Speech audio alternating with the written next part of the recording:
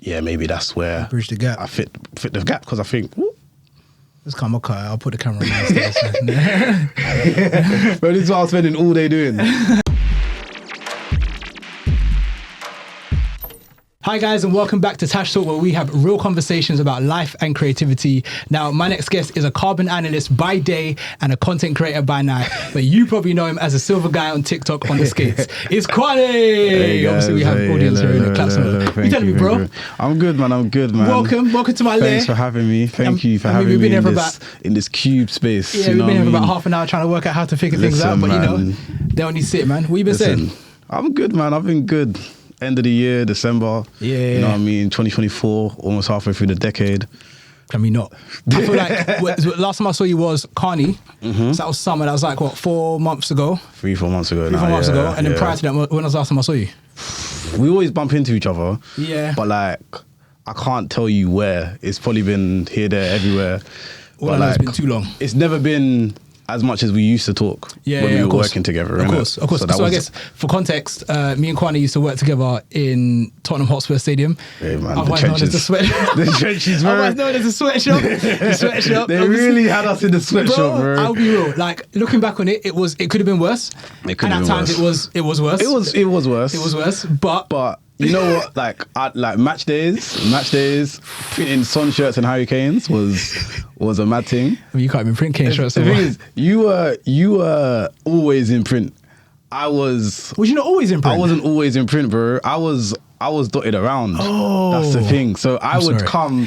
Hey, don't say sorry to me, because I'd have the variety in it. Sometimes I'd be like, oh, you know, today I want to just.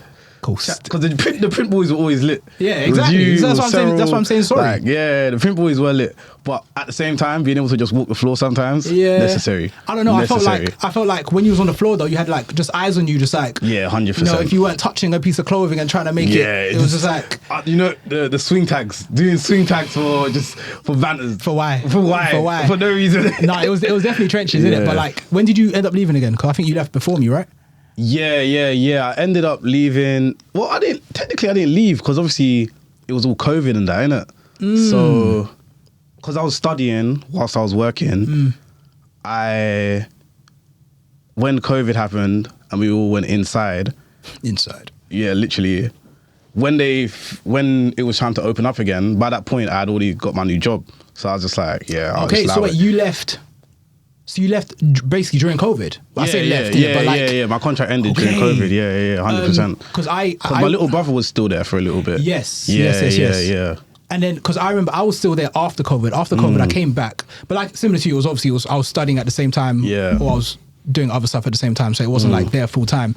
But then I think after that I moved on to tours, and so I was there, but not quite there in it. So I didn't even realize you hadn't been there literally haven't been there since COVID. Yeah, bro. So that was so that was me. Like, as much as we call it the trenches, I'll be honest. Like, in terms of jobs I've had, like before, like corporate and my current career now, I'd say that's probably one of the most fun jobs I had. Yeah, facts. Because even when I've done other agency jobs, in terms of like other stadiums, those were the trenches. Yeah, trucks. Those were the trenches. Those were the trenches, bro. I did one West Ham game.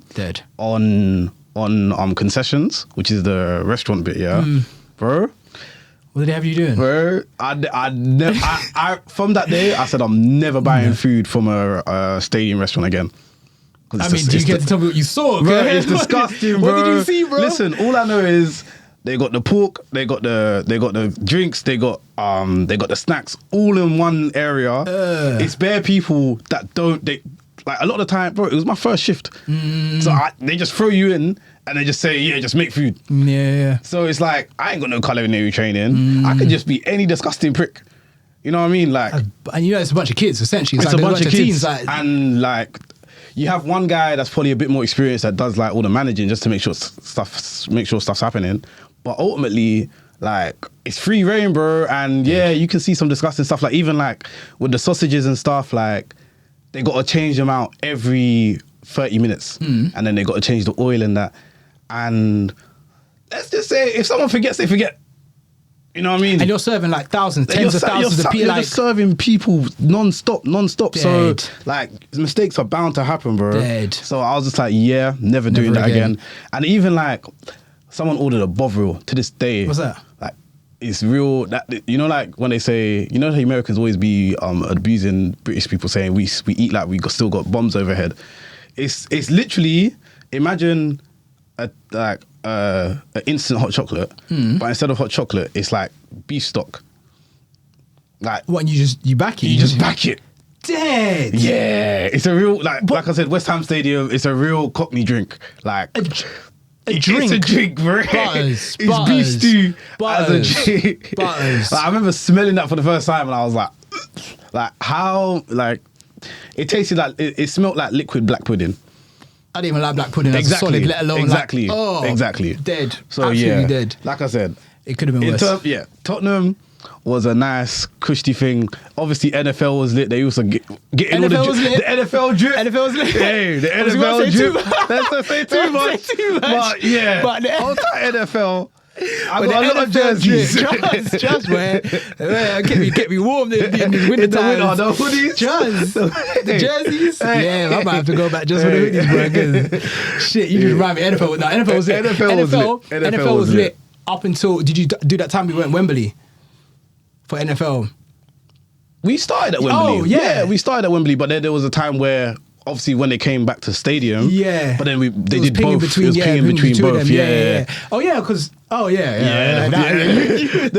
was at Wembley. We don't need to say that on pod. We don't need to say that on pod. Wembley was live. So how did you go from Tottenham to your current? What is your current job? So I'm a carbon analyst. Now please explain to me what that means. Because everyone always asks me this because I just say it and then I don't really give much detail. But essentially, I calculate carbon emissions. And then I basically create strategies to reduce them, to work out people's footprints. I've done it for different companies. My current company is an energy company. So it's important. So it's, and so we're quite global in terms of where our business is. So I manage like a massive footprint. And listen, when I say manage, it's getting crazy right now because my manager just left. So now it is me kind of managing it. It's like our team was just 2 people. And the team, and now it's a man. It's one man. Jesus. So yeah, it's kind of techie. So but, what in terms of how I got into it? When I was at Tottenham, I was doing my masters at UCL in green chemistry because I studied chemistry on undergrad. Okay, and then my full title was material science for energy and environment, which is a whole mouthful. But essentially, it's green chemistry. Okay, and is that something you always wanted to do, like from like post school? Or did you kind of just fall into it? Like, definitely fell into it. Well, in a good way. Fell into it in a good way. Okay, so it was a thing where A level. I don't know. I always say for me, I feel like looking back, 18 deciding what you want to study is kind of nuts. Absolutely. Especially if you're from a family. Like I got a whole thing about like education and. The kind of people just tell us to go into education. I'm a really big advocate for getting into education. But I'd say when you're from families that haven't been in education, there's so much you just don't understand in terms of like how to maximize the opportunities you get there, the kind of courses you can do, and then the post-education like landscape. Like we all have the doctor, lawyer, engineer thing in like black communities, ethnic communities and stuff. But it's like because really and truly. We're just like, those are the ones that if you do it, you're going to get a job somewhere. But like, there's so many sick roles in so many different industries that come from like very odd degrees, innit? I always say, these lot that tell you about Mickey Mouse degrees, pretty much everyone in politics has studied classics, which is basically like Latin and like philosophy. They've studied like maybe some sort of philosophy degree, or they've studied some sort of like history course at Cambridge. So these lot are talking about Mickey Mouse degrees. These are Mickey Mouse degrees that just sound fashionable. So wait, but how is that relevant to them being qualified politicians? Nothing. It just means that they went uni. I mean, it kind of reminds me because I remember when I was working in Tesco. I mean, I guess to the opposite degree. Yeah. When I was working in Tesco, in order to be a manager, you had to have a degree. You get me? It didn't matter what. It didn't matter what. They just need to say you're someone who's degree educated. And it was mad because I remember like there was managers in there that had like marketing degrees and like fine art and all these other things Does not help being a Tesco manager in at any all. way, shape or form. And I completely And they come understand. straight into the job over someone that actually understands how a shop works. And the thing is, I completely get why, because the whole idea is that I'm not gonna be here forever. Yeah. You know, post-grad, you're like, all right, cool. Let me just quickly get like a little. The Tesco manager. Oh, bro, they get paid. Yeah, For what they're doing, they get paid, bro. They get decent, like, bro. If you work your way up to get to like compliance manager or something, bro, you're on buck, man. You're on buck. You get me? And so I guess it kind of poses the question like, I guess you kind of need to be educated on education in order to make those right decisions. Because and I'm like you, man. going back to it, like I was on the whole doctor path of the doctor lawyer, Really? Engineer path. But at the same time, I hated biology. So I was like, I don't really ever want to do medicine. But I just applied. And then, long story short, A-levels, I flopped. Yeah. So I went through clearing. Ooh. And then I was just like, you know what? I like chemistry. I'm going to just study chemistry. But looking back, I always say I should have done like chemical engineering or I should have done like computer science because I was really good at those things. And career-wise, that's probably what I'm using the most now. Like What has changed though, and at the time it wasn't as obvious. It wasn't as obvious, but at the same time, I was already interested in that stuff from then. It's just I didn't really know that they were like feasible paths because it wasn't something that I had explored. I kind of just, like I said, I went through clearing on my ones. I just took up to some random uni up north that I'd never even heard of the city before. And then I kind of just did it. But at the same time, my parents were like, you got to go uni. So I was like, you're telling me I got to go uni, but you ain't telling me how. You ain't telling me how. Like, so... And then obviously I went uni, figured this stuff out, did a whole bunch of stuff. And I think from now, I can always look back and say, all right, cool. This is how I did uni. I know now how like it works. And I will say, and the biggest reason why I'm still an advocate for university is because I've gotten jobs purely from the fact that I've gone to the same university as someone that's hiring me. Yeah. For some reason, them I love it. Yeah. Well, I think it's more of a note to like connections. Yeah, exactly. Because in this day and age, everyone says connections, everything. Is more than anything, bro. And I think it was the same for me, bro. Like I studied music business in uni, and it was only because, ironically, I wanted to get out of Tesco. I was like, bro, like I was doing creative stuff on the side. I was making music, but I was like, something needs to shift, bro. And I was like, let me just go to uni, innit? Study music business. It felt like it made sense. And from there, everything that I'm doing, even up until now, like I think I'm only able to do this. I'm only able to do this because of what you did. Because I did at uni and like meeting like some of my lecturers who then went on to help me interview Lady Leisha and you get me Tony T and all these other people. Like I couldn't have done that. Leveraged that by myself. You feel me? So yeah, I get it, bro. I absolutely get it. How did you actually get into your job? Did you like did you apply online? Was it like so this current job that I'm in, so while I was even doing my master's is because after I was doing my chemistry degree, I couldn't really find any work. So I was just like, but I always knew I wanted to do masters anyway. So I was just like, it's not too bad, but at the same time, it was kind of crazy. Just to cut you, you had finished your degree while you was at Tottenham, right? I'd finished my undergrad while I was at Tottenham. Right, because I remember you was going through your master's process while we was... Yeah. Because there was a few of us that would just be like, we're not here for long. Bro. I can't be at Tottenham this long. You man were like on the ropes, bro. I remember there was times when, and especially it was coming close towards your deadline where you was like working and like... You could just see behind the eyes, right? But I was like, fam, I got holidays that I got to pay for. Gotta ferm it, bro. I was like, I got to make this bread and I got to get this degree. Facts. I'm here.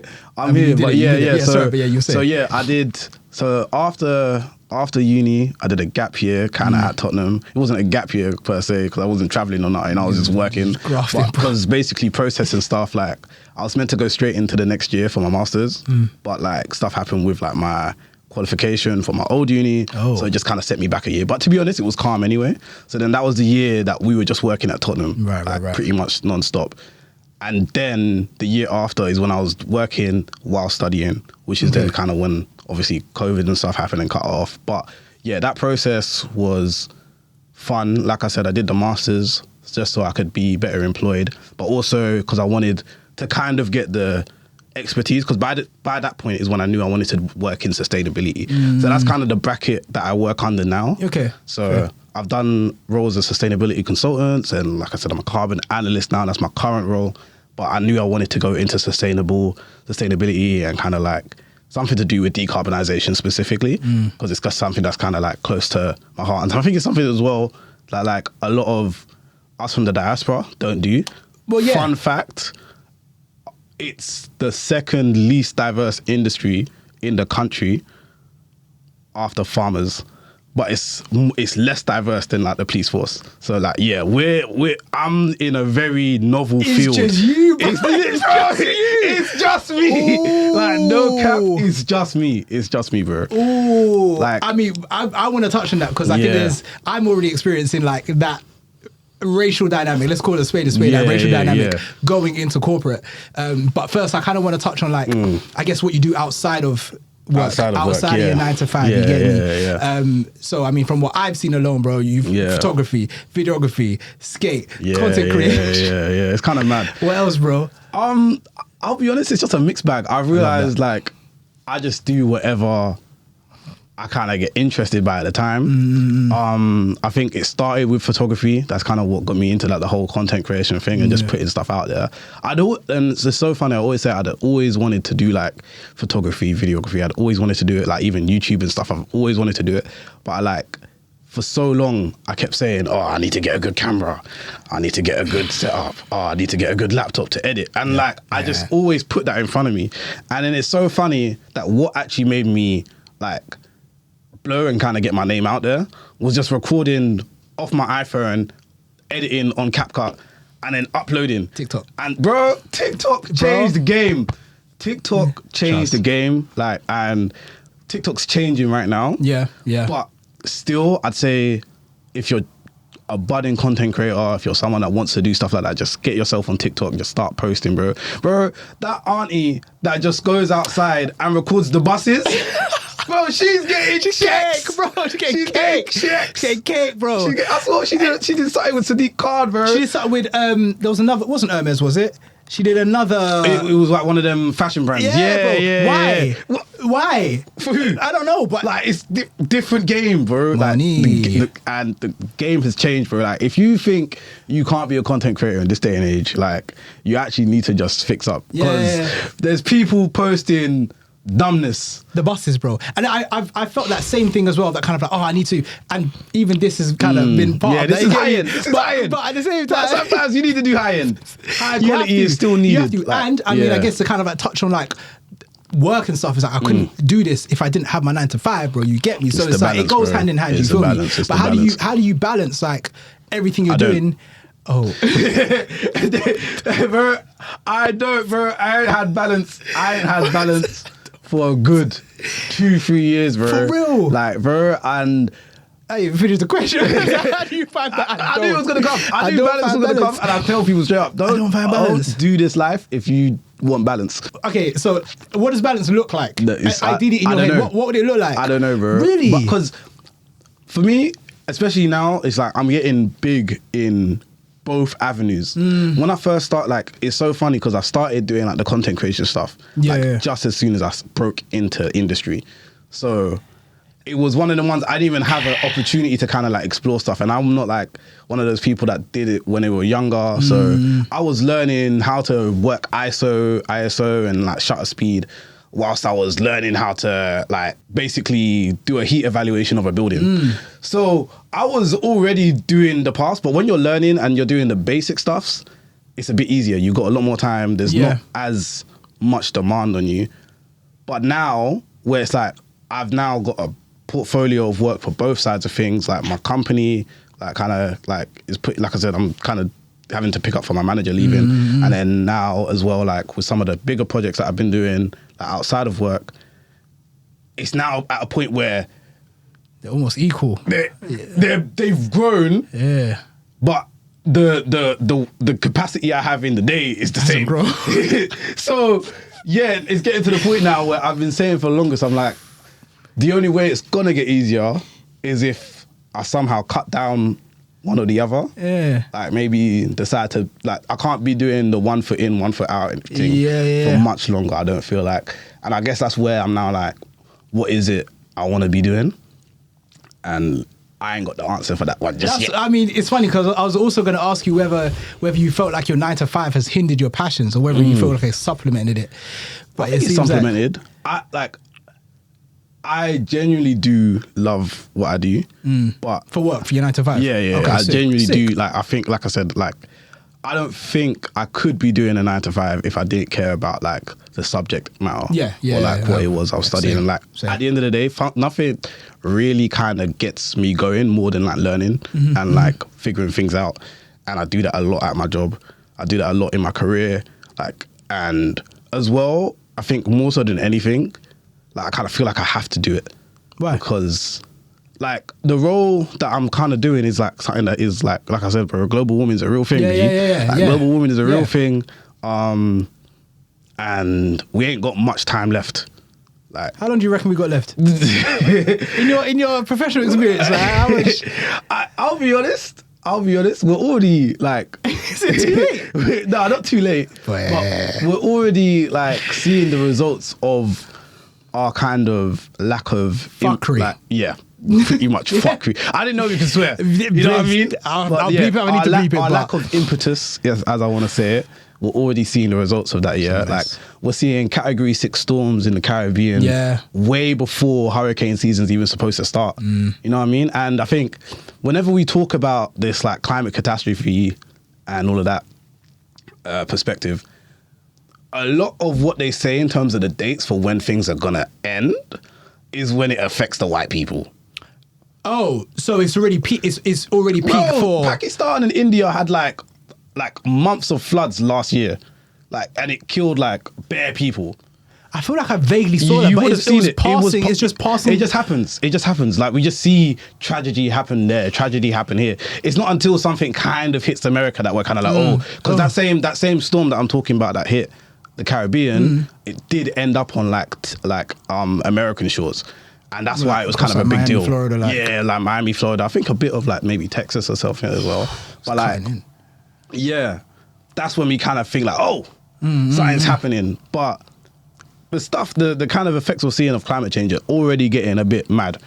And so it's trying to undo that. Like recently, there was a big walkout at COP by some of the like smaller island nations because I saw that. Because they're all like, you man are just kind of leaving us you're kind of just leaving us to deal with it, innit? So I think with it, it's a whole discussion, man. Like that's like, as someone that just works on that stuff, it is so fascinating to see like, cool, what can we do? But also at the same time, it is like, ultimately, the system that we're working on is like, there's only one direction it's going to. And until we undo that, we're just gonna accelerate. Like, can you see any scope for it being undone? Like at our current rate, no. Okay. At our current rate, no. Like every year, more countries are like saying, we're gonna extend our deadlines. We're gonna do this, and it's like your deadlines are. It's not like it's an assignment. It's like, okay, bro, we did a bad year. We kind of still need petrol. So and I was like, it's kind of mad. So what's the solution? I don't really know. I'm not. I'm not that much of an expert, bro. Like I can't. It's nothing that I can one person change. But I always tell people, like, really and truly, you man that are getting annoyed at Just Stop Oil protesters.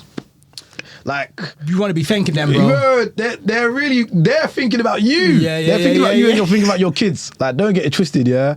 Like, no one likes protest. Of course. No, like, that's the whole point. Protest is meant to be disruptive. It's meant to be, like, it's meant to cause issue. But, like, I get the aspect of it's like, this is, people are ambulances and all of that stuff, right? And I get it.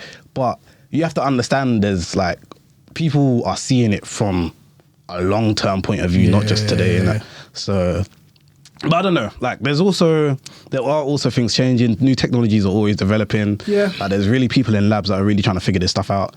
But every time I feel like, we're getting some W's, some new fuckery technology comes out, digging a hole in the ground, like blowing up something, like something on fire. Yeah, bro, it's nuts.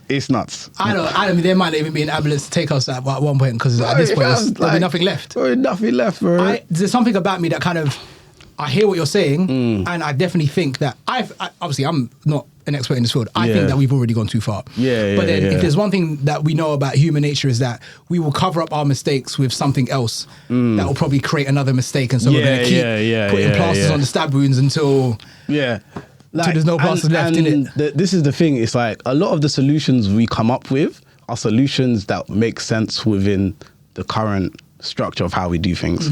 So it's like, I always say, ultimately, the biggest change we could have is to kind of just get everyone across the world to just consume less. Yeah. Like, that's just the first thing we need to do. Like, everyone's always talking about, do you recycle? And I'm like, bro, there's reduce, reuse, recycle. Reduce is the first step. Recycle is last. We ain't even got there yet. Yeah, we ain't even reduced. You better telling me to recycle, bro. I hear that though. I hear it. If I'm recycling, but you're still making new stuff, what's the point? I hear it. I never even thought about it that way. Because one time, like obviously, like you say, from the diaspora, like especially where we're located, especially in London specifically, like a lot of where we grow up, like there's no recycling system. You feel me? And I mean, there's certain parts of London that you go to, like, and you kind of see they got this like recycling system on lock, but I never considered that. Yeah, the reduce part. Reduce is the first step, part is reduce. There's more to the reduce, reuse, recycle, and then bro. Man's just producing and recycling. Produce, produce. And then maybe recycle. Sell this on Vinted. That's a sheg. Yeah, we got a long way to go. We got a long way to go, bro. Like I said, I could talk about. I love talking about this stuff. I love it. It's important that you're in a field that you love, man. Because because I mean, I know myself. If I wasn't working in social media, bro. I just couldn't. I just couldn't. On that, because this is where I'm kind of currently at as well, though. Because I've kind of become a social media like whiz or whatever. But, bro. How does it feel to do you remember not being chronically online? Like, I'm just always on the internet, bro. Yeah, bro. Like, always. And sometimes I feel like it's mad to just disengage. I think the older I get, the more I find peace in things that used to make me happy when I was a teen. And so, like, little things, I say it's online, but it's not online. It is online. But, like, playing my PlayStation with the man them. Jumping online in that form where it's just, like, just a select group of people. It feels like a community, you get me, as opposed to, like... brain rot, bro. It's mad. But then also at the same time, when you're on the content creation side of things, you also feel the need to be there, so you can see, keep up with things. You get me? Keep up with trends, keep up with dynamics and stuff like that. You get left behind, so it's tough. So I do remember, and I kind of hate it now, if I'm honest. Have you started monetizing your like passions, your creativity? Yeah, 100% there. Bro, I would not be putting myself in this kind of like time. Like losing so much time and focusing on this right now if it wasn't for like monetary gain. I'd say I'm at a point like there's it's a 50-50, because at the same time the whole point of me doing this whole creative stuff was kind of as an outlet for me doing my corporate stuff, and they just want me to kind of just get something to keep me going. But now I'm like, okay, I can make some money on the side from it, and I've kind of now getting into a system where I'm doing work at prices that respect myself. And also, like, I'm not killing myself for it. You know what I mean? But there was like maybe a little balance period where I was like, I was getting a lot of work and I was feeling what's the word called? Imposter syndrome. Because I feel like I started all of this late in terms of like everything, like content creation, like videography, photography, all of that. Like, I'm always thinking, I ain't got the experience that some of my other peers do, so I'm just gonna take whatever price man just throw at me. And you don't know the market as well. Like, another thing is like this, like with everything, you need to know the market. You need to know like how other people are costing, what things are happening all the time. And I'll tell you, bro, I still ain't figured it out, because it really and truly it depends on the clients. Like, big ticket clients will pay big ticket prices. Yeah. You know what I mean? Of course. But obviously finding those clients is a lot harder. Yeah, far and few.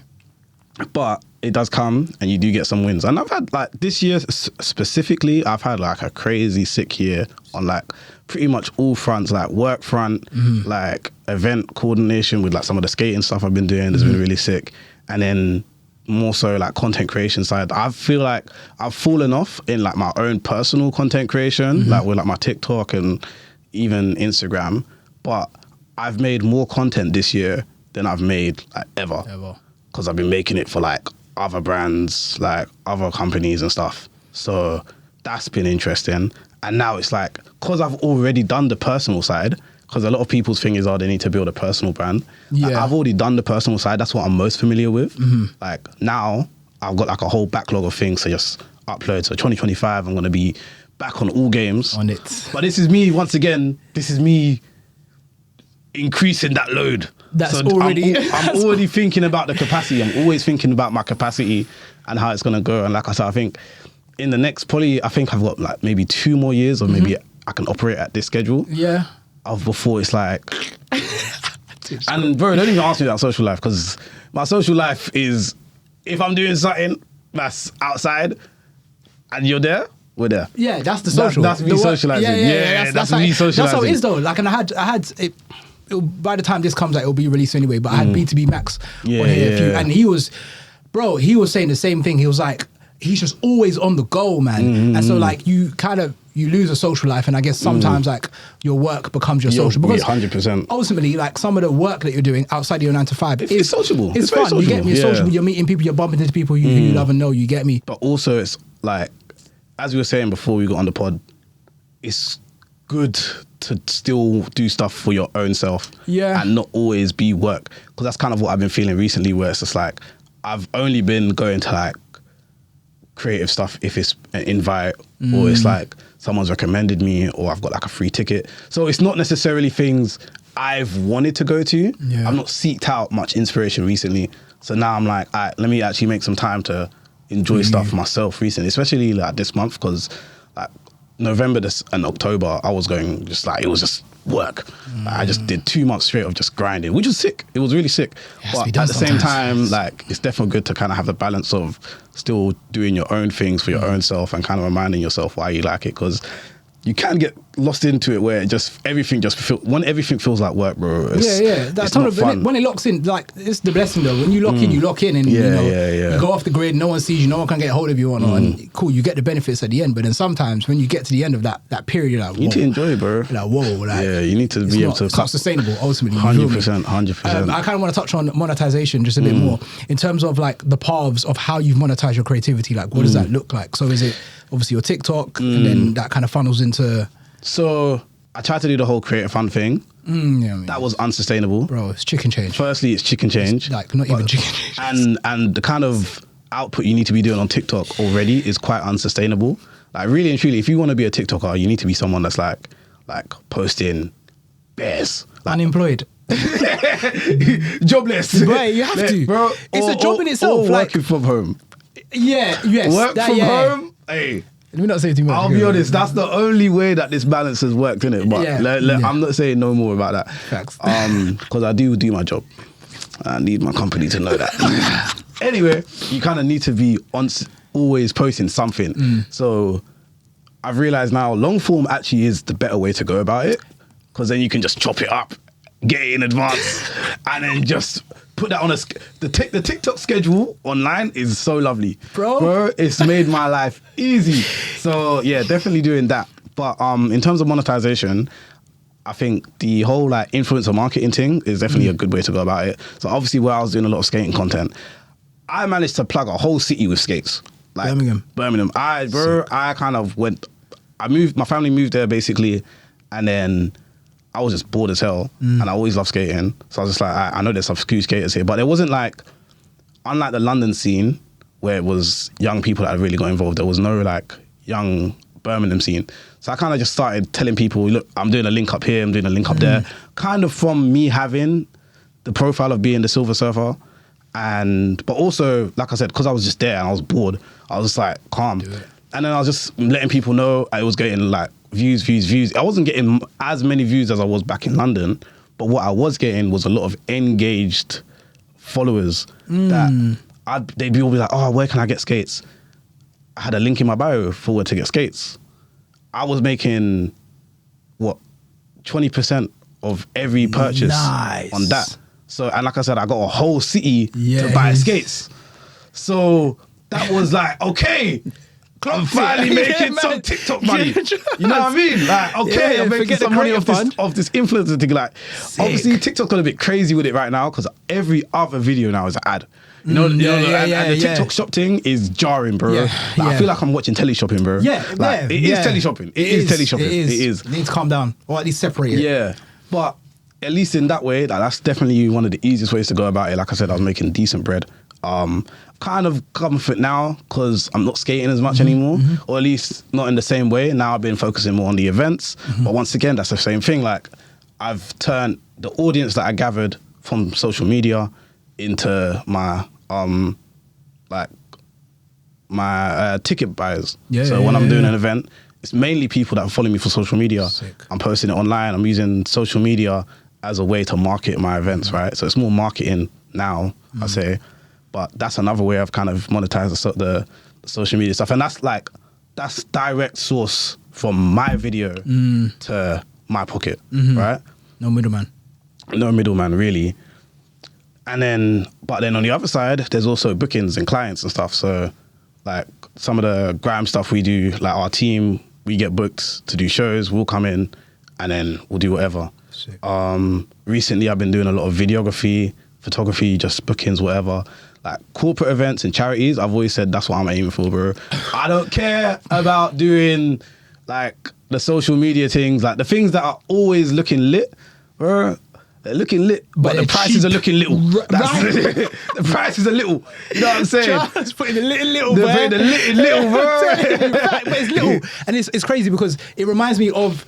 I mean, I think I spoke about this on, like, especially with rap music. It's the same thing as like what's in your face, that's all flashy and whatnot. Yeah, Usually yeah. on the back is not really supported. Bro, the rappers are spending money To look like they to have look like they money.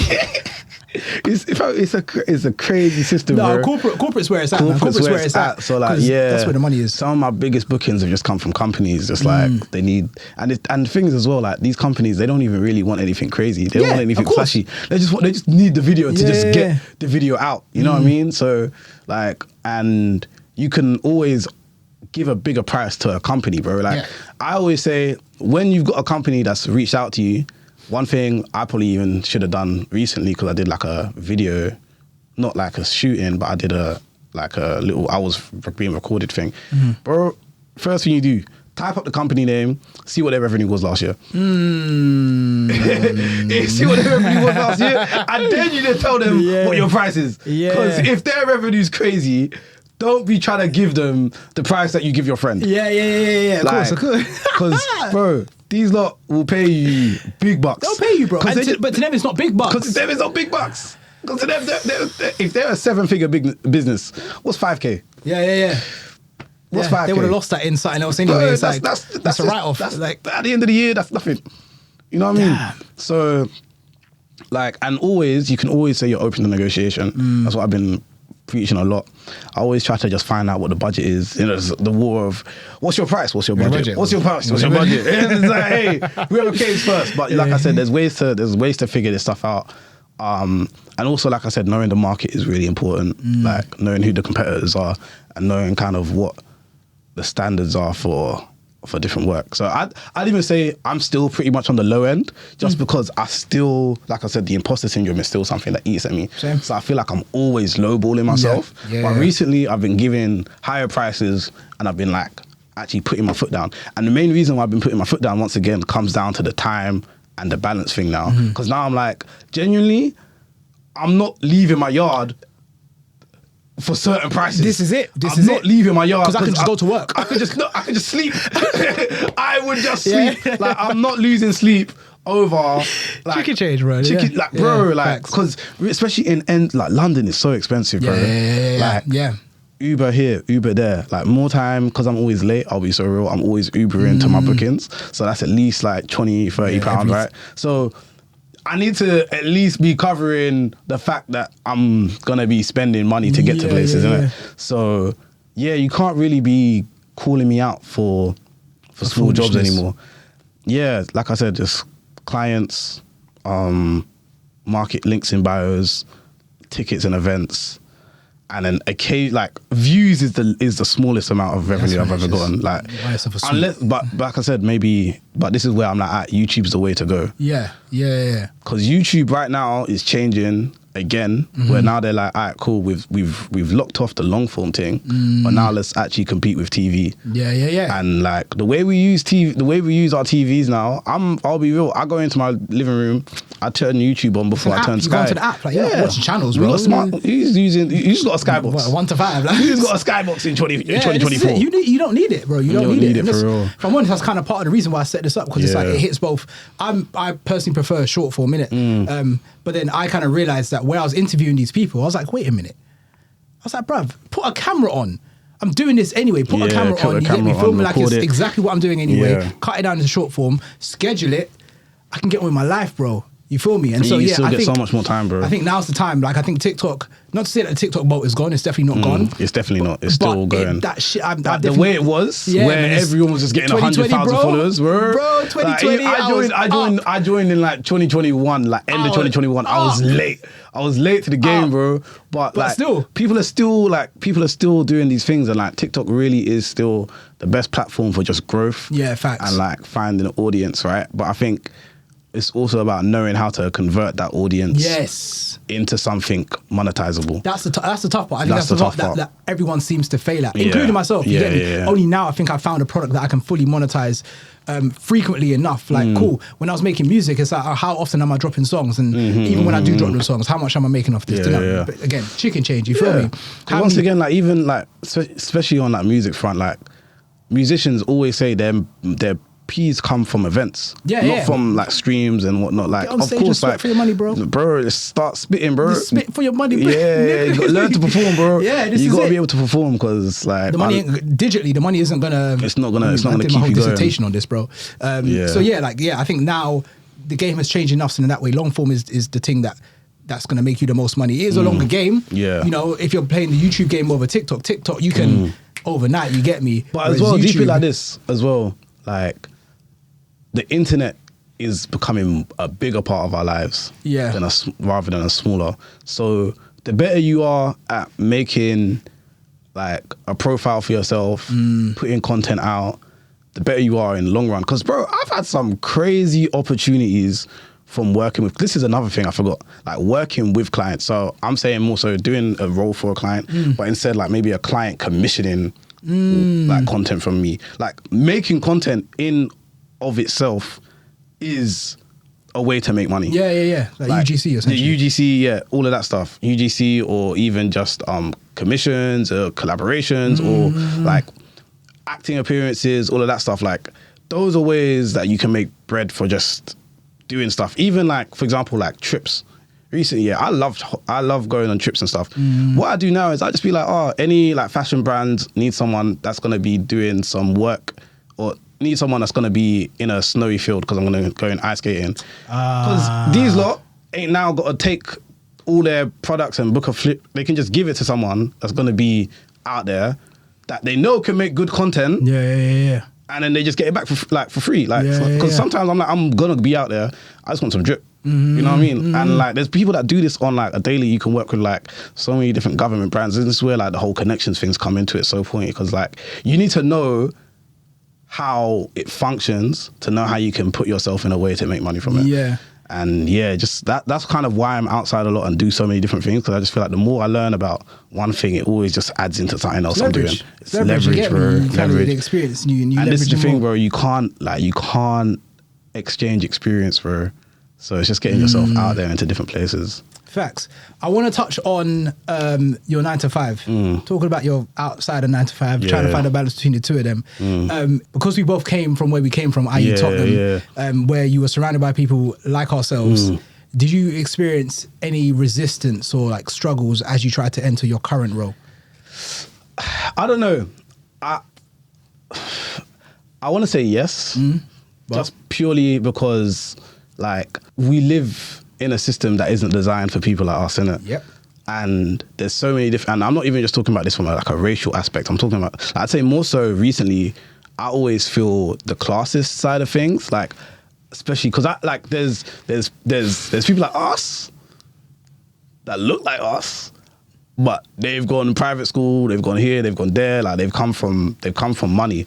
And that in itself is very different because I don't know how to play the game sometimes. Like, I get caught out in the corporate thing sometimes because I'm just like, it's a whole performance, it's a whole act, it's a whole all of this like, and sometimes you just gotta know how to play it, and like you either know how to play it or you learn how to play it. I'm only just now have I learned enough, but even then it's still something that's second nature. Whereas like certain man, like like comedians, bro, they're just in there, they know how to have conversation, they know how to have chit chat, they know how to do these things off the bat. And it's like me, I've kind of always been a bit more like reserved, I've kind of always been a bit more like, as well, like I think a lot of it doesn't even sound it. I make it sound like it's a negative, like externally, but a lot of it is also like, I think for me personally, I feel like a lot of internal issues that I've like kind of had built into me. Like there's a lot of things we learn when you come from like working class and like I said, like immigrant families and stuff, where it's like,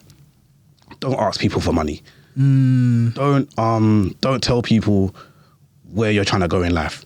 Don't, like, keep it to yourself. Now, I flip it like this. What's an investor? How are you going to ask investors for money if you're always told, don't ask for money? How are you supposed to tell people, how are you supposed to have people speak up for you in rooms that you're not in if you're not telling them what your goals are? You know what I mean? So that whole idea of being too reserved actually like is your undoing. So we'll be in rooms kind of just being small, keeping quiet. And then already, like one thing I've also learned, especially when you are black, you're already hyper visible in that space. So it's not like you being small, like they're still looking at you, guy. So you might as well be big. You might as well be big because they're gonna look at you either way. And you'd rather them look at you and be like, wow, Kwaane's doing a lot. Then why is he just sitting there? I can see him, but I can't see him doing anything. Why is he just sitting there? Like, why are we paying this guy? Like that's the first question they're gonna ask. Why are we paying this guy? You know what I mean? So like, do what you can, like do your most in all facets of life, innit? And I'd always been on this whole thing of like work is just work.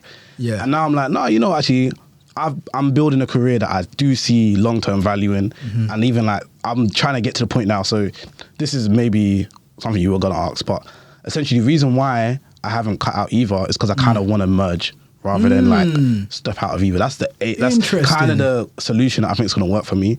So I kind of want to do something that kind of allows me to still talk about this subject matter because I still care about that, but then also do like the whole content thing of it. So I've been like, you know what? There's so many people that I have conversations with about like what it is I do, and they're just like, this is fascinating, but I had no clue about any of it. And like that guy, Manny, the guy that does chemistry, you've definitely seen him. He does the Roadman Science. Like people that can communicate things like that in that way are gonna be so important going forward. Because it's like he's talking, him alone doing that channel has probably got so many like young black kids interested in science organically. More so than like our schools did. Because, and I've always loved science and I've always loved labs because they were interesting.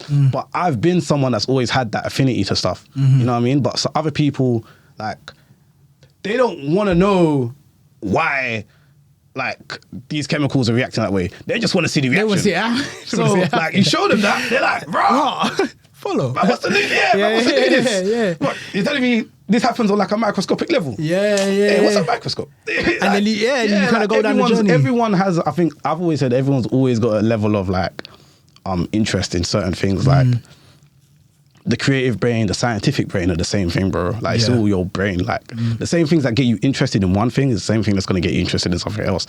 A lot of the time it's just a communication. Like I can't speak Spanish, but there's probably conversations that Spanish people are having that I relate to. You know what I mean? Just because I can't understand it yet doesn't mean it's something wrong. And I think that's where like the whole, so like I said, I want to get into a point where I can merge both these sides of my life into one and make that the kind of career path for me. So yeah, that's kind of where I'm going with that. I also want to know, in terms of where you are at currently, if there's anything at all that you would change about corporate culture from your experience. Yes, but also no. One of the big things I would change is that like I got very comfortable working from home, and I would say now I'm realizing the benefits of actually being in the office and actually kind of getting to know people. Yeah.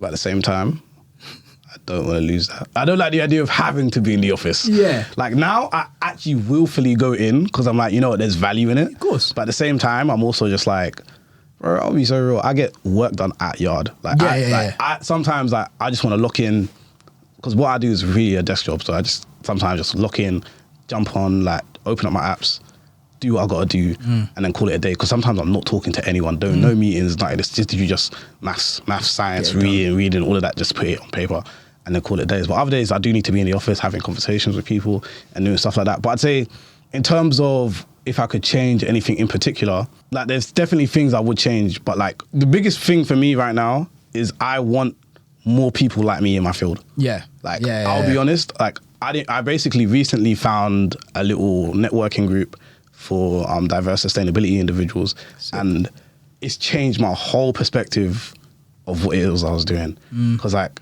I knew that I wanted to do this stuff, but being in the space and you're just always just seeing people that look different to you and people that don't really understand your ideas the same way, or they can't chat to you in the same way, and you're always feeling like you have to like I feel like I've just got to be this guy. Like I've got to be, there's one type of way to be in this office. And it's like when you're around people that are like you, it's like, oh my gosh, I can actually relax. And then it's like, but I'm still having the same conversations and I'm still able to talk about this stuff. And it's like, oh no, I still do love this bit. It's just that doing all this other work is kind of what's like keeping me a bit exhausted. So I'd say, definitely getting more people from our like diaspora and our backgrounds into these fields. Because as well, especially from what it is, what like the grand goal of what it is to be in sustainability is to kind of like basically better prepare the world for environmental catastrophe and like carbon emissions and stuff. But it's having people that are speaking for the little countries. Because if you're in the West, these men are just like, we need solar panels everywhere. Where are the materials for solar panels coming from? The little countries. Congo. Where like all of this, like you need gold. Little countries. Sudan. So it's not really fixing the situation that a lot of these countries are dealing with, where it's just like, you men are still expecting to be able to like export and take their resources for shipping change. But it's like, if we're here and we're like, nah, let these man have sovereignty over their materials, now you got to think of other solutions. You know what I'm saying? But that only happens when you get more people that care about these subjects in this way to work in it. So where can people go, like in terms of like creating diversity in your field particular? This is one thing that I'm trying to, like, there's a few, I still haven't found like anything in particular. I wish I could come in and be like, go to this page or go to that. But like anyone that wants to talk about like sustainability or anything with me, like I've been doing a lot more work on like LinkedIn and stuff to try to get people into roles. So like I think even right now my company's doing what's the thing called? Work experience for like young kids. So I'm trying to get something for me. I'm not at the point yet where I can host a work experience yet, but like stuff like that, getting people's CVs out there. And I know a lot of companies and stuff. So message me on LinkedIn or Instagram. I'm sure Tash will tag that. Yeah, I'll put it. Definitely. And then there's also a sustainability initiative I've got, like the diverse sustainability initiative, which is where I've been like the networking thing, but that's for people that are already in the industry. Okay. So I've got a little support network and I've just been pinging that off to people like, good, come. But man, like something is still, like I said, still a novel field. Like there's still so few of us in here, but like it's something that's going to grow as the industry goes, where it has to, bro. And I think this is why it's important that, again, I had you specifically on here, is because like I'm not even aware of what you do. Not to this depth. I only see what you do on content creation side. Because I never talk about it. This is it. And so I imagine like as you continue to talk about it and you know provide more of a softer version for Just Stop Oil, you get me? Like it's gonna be a bit more palatable. You feel me? I also wanted to ask you, what advice would you give to creatives who are interested in finding full-time work? Because I think full-time work in the creative industry. Not even in creative industry, just in general. Because as a creative, like you have a full-time job. I have a full-time job now. You get me? So I've gone from freelance, and that was fun, and that was cool. And pros and cons. Likewise, 9 to 5 pros and cons. But I think for a lot of creatives, the idea of getting into a 9 to 5 is like a dream. It's going to kill their it's going to kill their creativity. People who have been on both sides of the fence, like what advice would you give? I'd say I feel like I have to say always I'm a creative second. So like for me, fair. Like what I do in terms of like I consider myself a scientist first, and like Sick. That's kind of my priority. Love that. But at the same time, like if I even was to just flip the scale a little bit, I'd say having the full-time work let me do, especially when I started, like I said 3 years ago, it let me do a lot of the work I was doing at a discounted price or even for free. I could do a lot of free jobs just to get the experience and kind of have the opportunity to fail. Like anything you want to do in life is always like you want to get used to failing. Yes. And quick. Getting used to failing quick is a great way to learn. But when you have to depend on it for like money, because like at the end of the day, that's why we work. We work for money so that we can afford food, housing, and then some other stuff, some frivolous stuff. But ultimately, if you're saying I need to blow, you're putting yourself in a very sticky situation. I've been there. Because it costs to make music, it costs to make art, it costs to do whatever. And then it also costs to live. And then it's like, if you're not getting the money from that, you're gonna just like go crazy trying to make what you're making monetizable. And then it kills your love. And then that's why a lot of these guys are like, I'm just done with this music thing. Yeah. And it's not because they don't like making music anymore. It's because they don't like that they had to grind for making this music. But they can't survive anymore. You give yourself a little window to work, and then you can still make stuff on the side, innit? I'd say, like, what I would advise is try find a job that is as least strenuous as possible. So, like I said, working from home, great situation, because that just saves you 2 hours either side. Facts. In terms of traveling. Facts. Because that's all you're doing. You're still working. You're just saving time traveling. And then you're still like at home, you can still be in your soundscapes, you can still have your headphones on, you can still be taking in information whilst you're working. And then at the moment it's done, open up your next laptop, boom, you got a whole thing there. Other people have said like maybe doing a job that doesn't require your brain at all. But then I think like, so some people say like janitor or barista or stuff like that, but I say those are like, as much as you're not really working, like in terms of you're not using your brain power, what you are using is like actually physical energy, labor, and that is more draining. Like I'll tell you, bro, because sweatshop, like on your feet all day, bro, just like doing nothing and having mind-boggling conversations. All you want to do is sleep. All you want to do is sleep. Like I feel like I was my laziest when I was working at Tottenham because I would do shifts. Like it's just grind. It's just cool. I'm just here. And you lose sense of time, you lose sense of everything because you're just like coming in, you're turning your brain off for like 9 hours a day, and then you're just working, you're just using your body, you're working, you're doing this, and then like you get home and you're just like, my legs are tired, my arms are tired, I just want to sleep. I just want to be horizontal. I don't want to be vertical no more, bro. I just want to be laying down. So like, I think finding something that kind of works for you is important. But I feel like, because as well, a lot of these creatives, once again, the class thing, you're competing with people who can afford to not work because Mumsy is paying off their rent. Mumsy is giving them an allowance, so they can do all these free internships and do all these like apply for anything because they're just chilling. For them, the creation part is just like if they make money from it, they make money from it. If not, they're just doing something for the sake of it.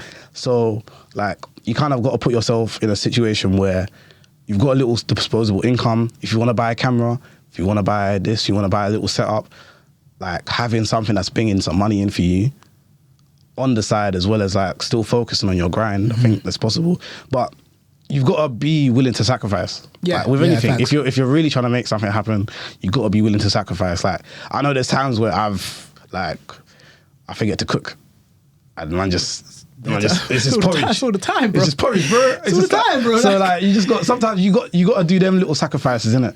But obviously make sure you're eating. But like yeah, like you gotta like I said, balance isn't something that balance is a luxury. Balance is a luxury. I always say like this: if it weren't for being in this generation, like, and we were cavemen again, what would I be doing? I'd be waking up and having to hunt. Yeah. So I just consider it as this is me hunting, bro. I'm young, able-bodied, able-minded. Like, this is when I'm supposed to be grinding. Yeah. Like, because what will happen is you're 60, you're 70, you're 80, your body's starting to kick out on you.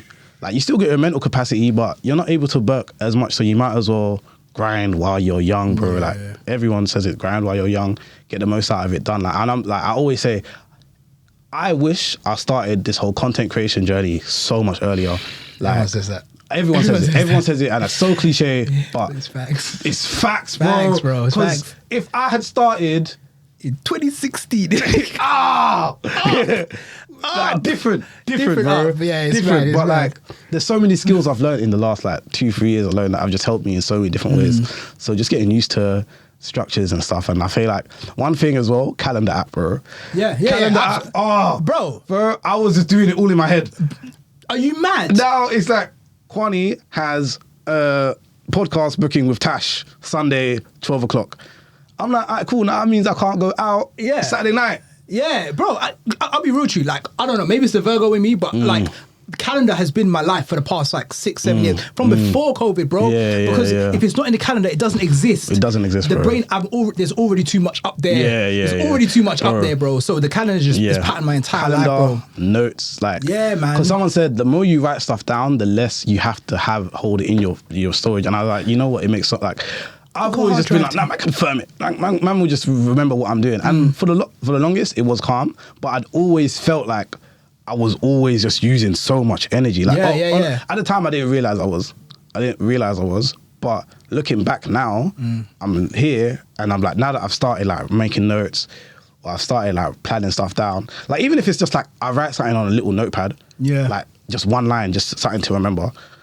Like, I was in a meeting. Fully forgot about a meeting I had earlier and what we were talking about, and I just checked my notes out. I just saw one line. I was like, oh, there we go. It literally just brought the I'm just taking these off. It literally just brought the memory straight back. And I was just like, all right, cool.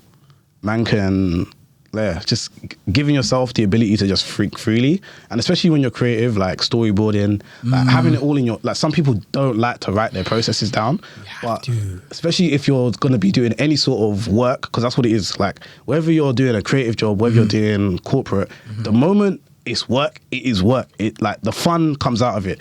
And when it's work, you need to have systems in place, you need to have structures, you need to have planning, you need to have pre-planning, because the moment you can't freeball it. You can't.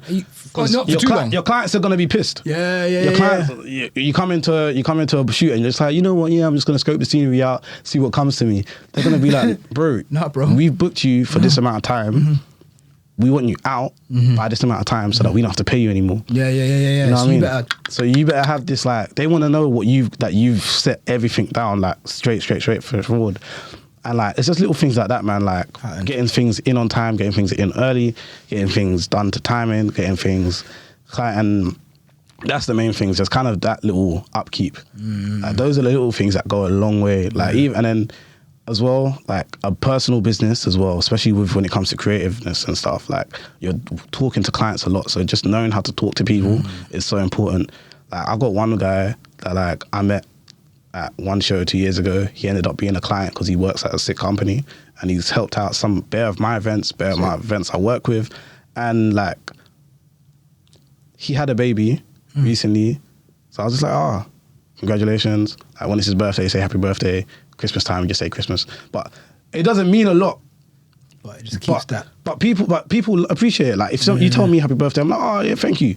And I'm gonna think like, yeah, Kwaane's a good guy. And like, just like, it feels wrong to say that you should say this, but just keeping up that level of like interpersonal relationship is so important, bro. Having said all of that, what does success look like for you? What does success look like now? I have no clue, man. I need to like actually like write down what my goals are and stuff because I don't really have any. I'm really just freeballing, bro. Like, the irony of you being like, don't be freeballing. By the way, I'm just freeballing. This is what I'm saying. I'm saying this because I'm trying to work on it actively. Like, I'm really freeballing. Like right now, like I've got a lot of ideas going. Like I think for me right now, the aim is some sort of like consistency in terms of like bank accounts, innit? So just like making sure the stuff I'm sorting out is doing what it needs to do, like independently of me being there. So setting up teams, setting up like I said, the events so that they bang every time and it could just be a vibe. And I'm getting to that point. And then it's like I said, it's more of like a big abstract idea. So like I said, I want to aim to build maybe a platform or something that is like working around sustainability for like people of color and getting them into industry and stuff. But like I said, these are all things that are like ideas right now. I mean, you've spoken it now. You get me. So now it's like, oh, it's on camera. Yeah, you get me? Go show this. But then sometimes, in speaking it, then like you say, man, it plants a seed. How are you supposed to get that promotion if you're not telling? I'm trying to get promoted. Yeah, do you exactly, get me? Like, bro. Because the moment you say something, now you got to act like it. Now you got to act like that's the case, innit? Absolutely. So sometimes you just got to do that. But yeah, success for me. Like I think I'm doing good. I'm happy with my current situation. I just like basically. I just need more money, bro. So like, I'm looking at how I can get that money up, and I've been doing that.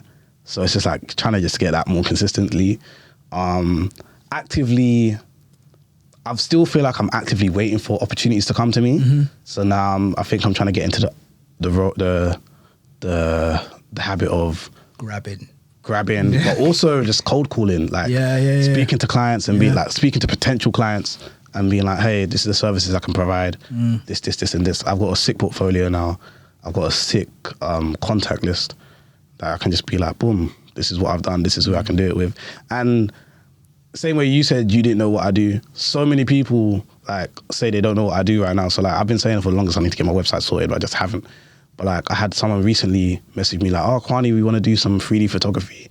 And I was just like, yeah, of course. And then they were like, and I told them my prices and they were like, oh, this is what we would have got. Like, oh, we had a other photographer as well. And I was like, oh, you know, I could have done that. And they were like, oh, I didn't know you did regular photography. I thought you just did 3D. I was just like, I mean... It's fair, innit? You get me? Closed mouths don't get fed, but like, it's the lesson. It's the lesson. You got to talk up your things, bro. That could have just been me. I could have done bigger check, full work, easier. You know what I mean? So like having that, like putting myself in that situation where I'm like, all right, people know what it is I'm doing. They know what it is I can do. And then doing all of that. And I think for me, like success is also still being able to learn new stuff. Recently I've been trying to learn like a bit more 3D work, not just like 3D pictures, but also like 3D animations. I got some things cooking. I'm excited, bro. But it's not easy. At the same time, I don't have the capacity to learn something new. So ideally, I would have learned it already, but I haven't had the free time to just sit down and just learn something because I've just been like, all right, cool, rest, work, and then build, and it's just like one. So. Yeah, and then man, that's all it is really. I don't really have much more ideas of success. I wish it could be a little less abstract. But no, but the best ideas always are abstract. You get me? Always, and they don't have to make any sense to anyone other than you. You feel me? Like, and I mean, there's things in my head that I still want to do. One last thing. Another reason I always feel abstract is because like I'm very much one of those people. As much as I want to say what it is I want to do, it's good to have ideas of what you want to do. I'm like 90% of the stuff I'm doing now, I did not know you was going to be doing I didn't even know it existed a couple years ago. So what's the point? So I'm like, bro, wherever I'm going, as long as I'm going the right direction, I'm happy with. You better be there. Bro, you end up there. It's like I wish I could have a bit, like I wish I had more structure because I feel like when you have structure, you can get further quicker. But at the same time, I've also conceded to the fact that I just didn't have the same like start as other people. And there's people that didn't have the same start as me. True. So it's like, I have to do my journey at my pace and figure the things that I'm figuring out myself. So I try to find ways to learn from other people. So watching podcasts from people that are doing sick stuff and like kind of seeing what their tips and tricks are is always sick because people always just love to give their journeys. So I just take notes down of what people they do. So like one of the things that I started doing because I started watching other people was taking notes. Because everyone was like, trust me, take notes, trust me, schedule, trust me, planner. No I was like, everyone's saying it must work. Fine. And, fair enough, it works. Okay. So yeah, man, like kind of knowing how to do your own research is important. But like, yeah, making room for yourself to just kind of do your own thing is important, man. So yeah. Nice. I got one final question, and I'm going to ask it to every single person that comes in this podcast. And that question is, what is the one thing you want everyone in the world to know about you? If you can stand on top of a mountain and scream one thing, what would it be? That is a crazy question. Everyone says that. You don't have to scream it from the top of the mountain. Yeah, I was going straight into the camera. What is that? What do you want everyone to know about you? I want everyone to know that I genuinely love human interaction. Like, people meet me, I feel like I'm terrible at first introductions. I am terrible at when, like, I'm just in a room with someone I don't know. I get so anxious and all that stuff. But I just love being amongst other people and just having, like, organic conversation. So sometimes I can look like I just don't want to be there. But I'm telling you, if I'm outside, 90% of the time, I want to be there. Because if I want to leave, I'll just leave. Facts. Like, I'm someone that's happy to just, like, Irish exit. I'm happy just peace, just disappear. But yeah, man, I love human interaction, love meeting new people, love working with people, love, like, all forms of just organic culture. And I think that's something that, I don't know, I don't feel like people know that about me. Kwaane, I appreciate you coming. Man, thanks for having me, bro, honestly. Absolutely, man. I like I said, man, I think I had to have you here because when I was thinking of guests to bring on, I needed people who are going to be interesting and you know, teach me something as well. You know, it's not about just, you know, me coming here and oh yeah, come on to my show. You get me? Just, you get me? I wanna learn and whatnot. So yeah. So thank you for coming. Thanks for the questions, bro. Really good questions. No, man, I'm glad because again, they were for me more than anything, bro. So I need to know what you do. Yeah, man. Because it's been a minute since we chopped it up like this. Exactly. Yeah, man. Spread the good news, innit? And thank you for watching. And make sure you subscribe because if you don't, then I can't pay my rent. Button. You better hit that subscribe button every time and follow and like and reshare to your friends. What you said.